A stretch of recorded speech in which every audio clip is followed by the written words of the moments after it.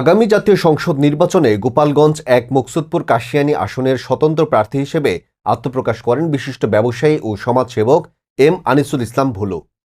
গত বুধবার 15 জানুয়ারি মুকসুদপুর উপজেলার ঝুটিগ্রাম নিজ বাড়িতে স্থানীয় সাংবাদিকদের সাথে আলাপকালে এম আনিসুল ইসলাম ভুলু আগামী জাতীয় সংসদ নির্বাচনে গোপালগঞ্জ এক আসনে স্বতন্ত্র প্রার্থী হিসেবে প্রতিদ্বন্দ্বিতা করার অভিমত ব্যক্ত করেন। এই সময় তিনি এই অঞ্চলের সর্বস্তরের মানুষের আর্থিক ও সামাজিক উন্নয়নে ব্যাপক ভূমিকা রাখবেন বলে প্রতিশ্রুতি দেন।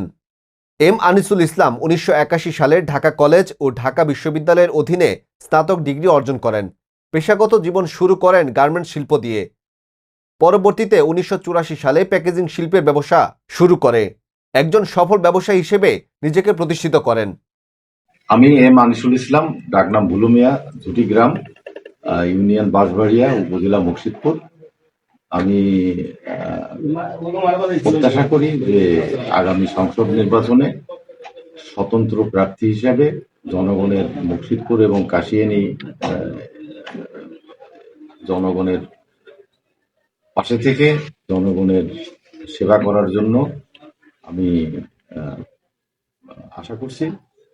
সেরকম ভাবে যদি কোনো অবস্থা তৈরি হয় নির্বাচনে, সেই নির্বাচনে অংশ নিয়ে আমি জনগণের পাশে থেকে জনগণের কল্যাণ, জনগণের দুঃখ কষ্ট, জনগণের যে প্রত্যাশা, সেটা সার্বিকভাবে পূরণ করার জন্য আমি চেষ্টা করব। আরটি বাংলা টিভির সাথে থাকার জন্য ধন্যবাদ।